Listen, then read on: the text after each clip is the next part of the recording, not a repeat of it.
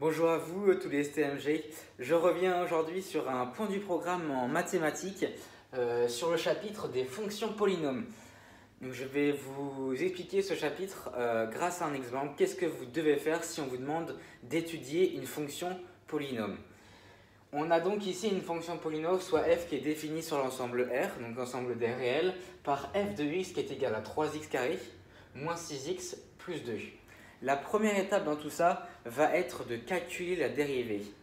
Donc la dérivée d'une fonction polynôme est égale à f' de x est égal à 2 fois ax plus b.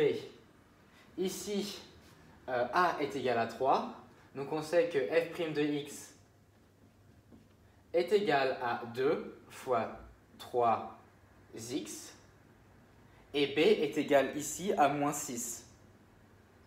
Donc on remplace par moins 6. f' de x est égal à 6x moins 6.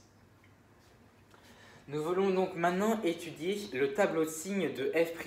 Pour cela, nous devons savoir à quel moment la fonction f' de x coupe l'axe des abscisses. En d'autres termes, à quel moment la fonction f' de x est égale à 0. On va donc résoudre 6x moins 6 est égal à 0. On passe le moins 6 de l'autre côté. 6x est égal à 6. X est donc égal à 6x divisé par 6 est égal à 6 divisé par 6. Donc x est égal à 1. Nous savons donc ici qu'il y aura un changement de signe quand x est égal à 1.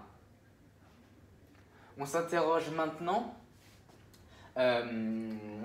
sur le sens dans quel sens évolue la droite affine 6x moins 6. On regarde petit a, c'est l'indicateur, le coefficient directeur, qui est donc ici positif. Donc nous savons que la droite, la fonction affine, elle sera montante. Donc elle sera d'abord négative, puis elle croise l'axe abscisse et devient donc positive. Une fois que nous avons réalisé le tableau de signes, il nous reste à effectuer le tableau de variation de f de x. C'est ce qui nous intéresse.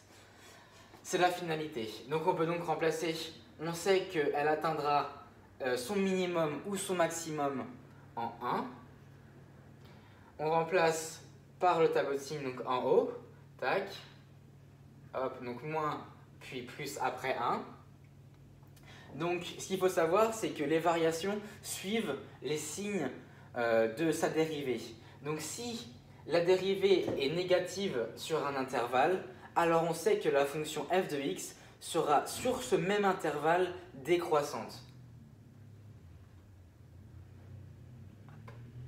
Elle atteint donc un minimum qu'on devra calculer avant de croître. Elle sera donc croissante sur l'intervalle 1 plus l'infini. Pour trouver la valeur du minimum, donc l'image du minimum, il nous suffit de remplacer dans f de x, x par 1. Donc on remplace. Donc f de 1, on va remplacer ici. f de 1 est égal à 3 fois 1 au carré moins 6 fois 1 plus 2, qui est égal donc à 3 moins 6 plus 2, qui est égal à moins 1.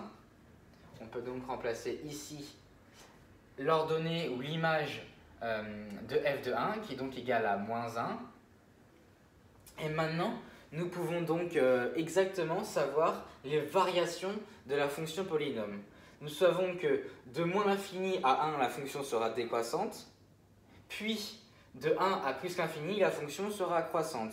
Elle atteindra son minimum pour x égale 1, et son image est égale à moins 1. Donc nous savons donc que les antennes seront tournées vers le haut, et elle fera plus ou moins cette forme-là. Hop.